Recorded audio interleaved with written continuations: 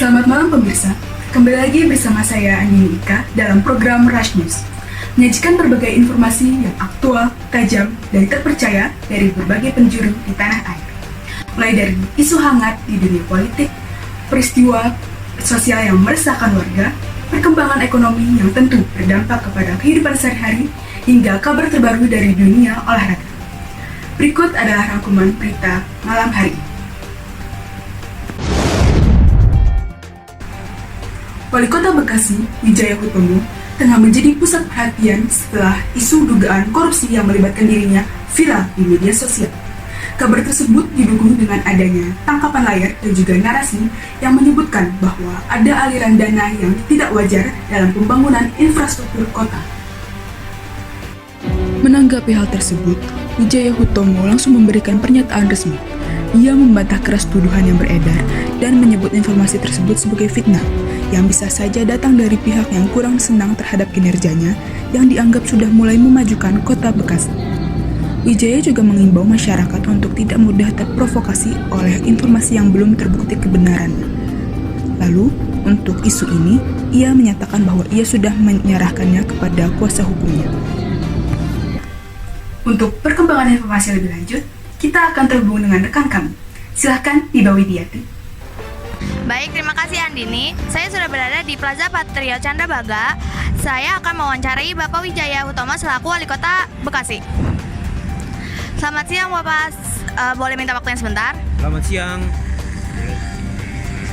Apakah isu terkait korupsi dana pembangunan Plaza Patrio Candrabaga yang dilakukan oleh Bapak itu benar adanya? Menurut Bapak, kenapa isu tersebut bisa tersebar?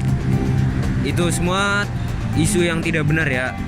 Mungkin isu itu bisa tersebar karena ada yang kurang senang dengan kinerja saya, dan mungkin karena kota Bekasi sudah semakin maju, jadi ada yang mencari sisi buruk dari kinerja saya. Oke, baik.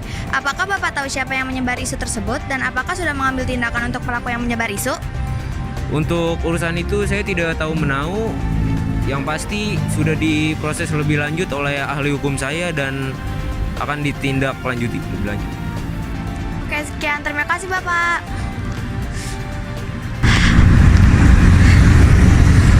Oke, sekian wawancara dari selaku Bapak Wali Kota Bekasi, dan lanjut saya kembalikan ke studio. Terima kasih.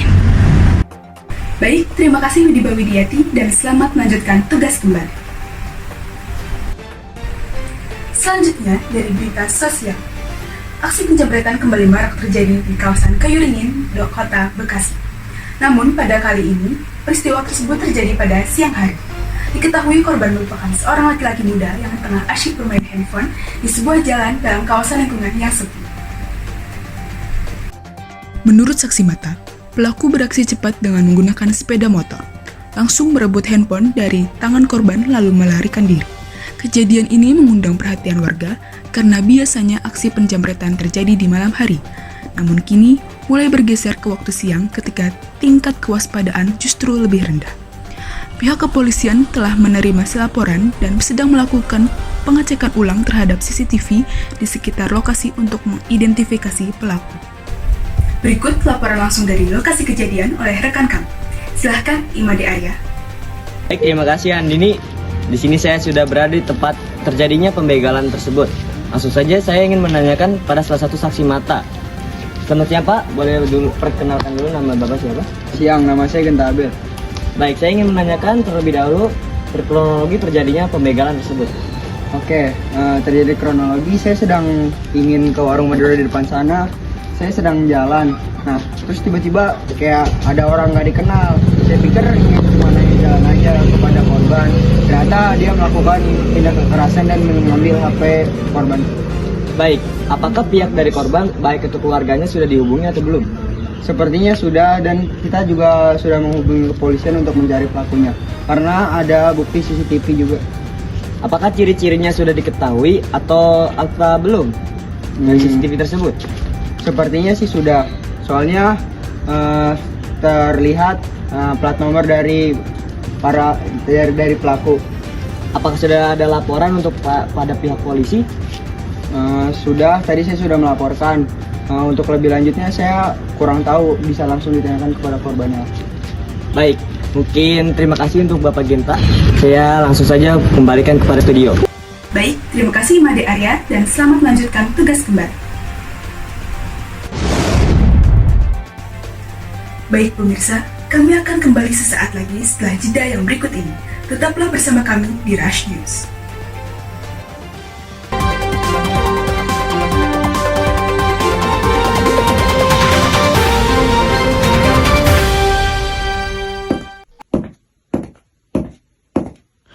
Aduh, lapar. Makan apa ya? Mana uang sisa segini? Dari Sabang sampai Merauke, dari timur sampai ke laut, Indonesia tanah airku, Indomie seleraku, Indomie, Indomie seleraku, Indomie dari dan bagi Indonesia. Persembahan Indofood.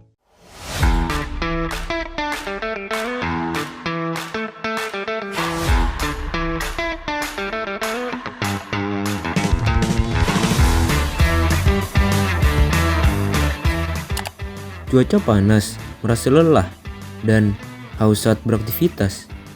Tapi bingung mau minum apa.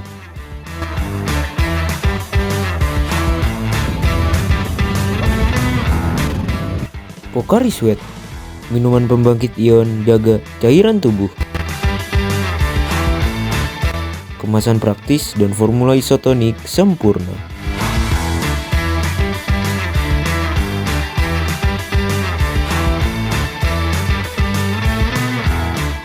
Pocari Sweat siap menemani di setiap langkahmu. Otska.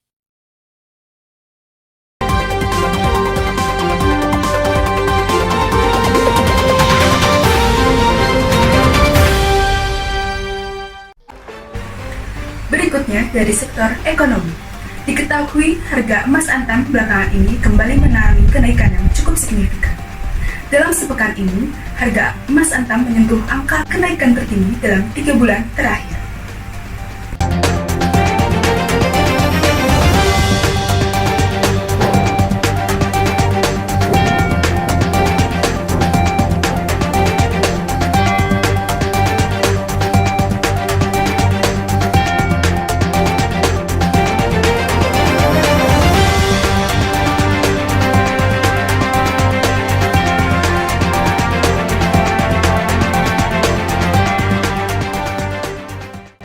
Untuk informasi lebih lanjut, kita akan terhubung dengan rekan kami. Silahkan Clarissa Apriliana. Baik, terima kasih Andini. Pemirsa, saat ini kami sudah bersama Bapak Menteri Sekretaris Negara, Bapak Made. Selamat siang Bapak. Baik, selamat siang. Baik Pak, apakah benar bahwa terjadi kenaikan pada harga emas? Dan jika benar, seberapa besar kenaikan tersebut Pak? Benar sekali, saat ini emas sedang mengalami kenaikan yang tadinya senilai Rp1.960.000 menjadi Rp1.966.000. Dan kira-kira apa sih Pak penyebab dari kenaikan harga emas ini? Penyebabnya adalah memanasnya konflik perdagangan antara Amerika Serikat dan juga Cina yang menyebabkan perubahan di tarif Trump Amerika Serikat itu sendiri. Baik Pak, kenaikan harga emas ini tentunya memiliki pengaruh terhadap ekonomi yang terjadi di masyarakat. Apa saja sih Pak dampak yang terjadi di masyarakat? Saat ini warga kita masih mempercayai bahwa emas itu menjadi investasi paling aman dan juga tentram. Oleh karena itu, dikarenakan kenaikan emas ini, mungkin banyak warga dari kita akan membeli lebih banyak emas untuk diinvestasikan lebih lanjut. Baik pemirsa, sekian wawancara kami dengan Bapak Menteri Sekretaris Negara. Kembali ke studio. Baik, terima kasih Clarissa Afriana dan selamat melanjutkan tugas kembali. Berita terakhir datang dari dunia olahraga. Kabar menggembirakan datang dari tim nasional sepak bola U17 yang kini tengah mempersiapkan diri untuk menghadapi kejuaraan Piala Dunia mendatang. Latihan intensif digelar di Pusat Pelatihan Nasional dengan fokus pada peningkatan fisik dan taktik permainan. Pelatih kepala menyatakan bahwa tim saat ini dalam kondisi prima dan menunjukkan semangat juang tinggi. Dukungan masyarakat diharapkan dapat menjadi motivasi tambahan bagi para pemain muda kebanggaan Indonesia ini. Untuk informasi lebih lanjut, kita akan terhubung dengan rekan kami. Silahkan, Genta Abel. Terima kasih Andini. Saat ini saya sedang berada di tempat gym latihan para pemain timnas U17. Dan saat ini saya sedang bersama Coach Wijaya Hutomo, yaitu pelatih timnas U17. Selamat pagi Coach. Ya, selamat pagi semuanya. Oke. Untuk pertama saya mau nanya ini nih Coach. Kapan sih pertandingan timnas U17? Nah, pertandingan Piala Dunia U17 bakal dilaksanain di Qatar tanggal 5 November. Oh, kira-kira kita ketemu siapa dulu nih Coach? Kalau itu nanti tunggu tanggal drawingnya ya. Jadi kita belum tahu. Oke. Untuk saat ini nih Coach, saya sedang lihat para pemain timnas U17 sedang latihan apa nih Coach kira-kira? Jadi pertama saya akan menguatkan di fisik. Terutama lawan kita kan udah bukan sekelas Asia lagi ya. Jadi kita udah lawannya sekelas Eropa. Jadi yang paling utama itu fisik kita kuatkan. Oh, selain fisik apa lagi nih Coach yang harus dipersiapkan lebih matang lagi? Ya pastinya itu mental ya. Kalau kita main nggak punya mental, udah pasti kita acak-acakan main. Apakah Coach yakin 100% kita bisa memenangkan Piala Dunia U17 ini Coach? Yang pasti kita mengeluarkannya dengan sekuat tenaga dan bermain dengan hati.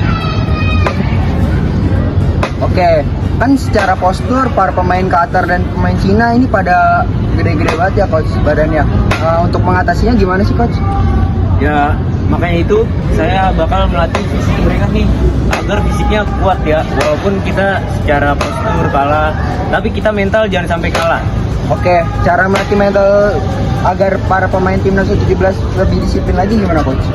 Pokoknya saya atur pola makan, pola tidur, terus saya larang main sosmed beberapa hari sebelum pertandingan. Itu agar mereka tetap fokus dan tidak mendengar kritik-kritik negatif dari netizen-netizen. Oke, terima kasih Coach. Sama-sama. Oke, mungkin sekian wawancara kita untuk Coach Wijaya Hutomo. Saya kembalikan studio. Baik, terima kasih Genta Abel dan selamat melanjutkan tugas kembali.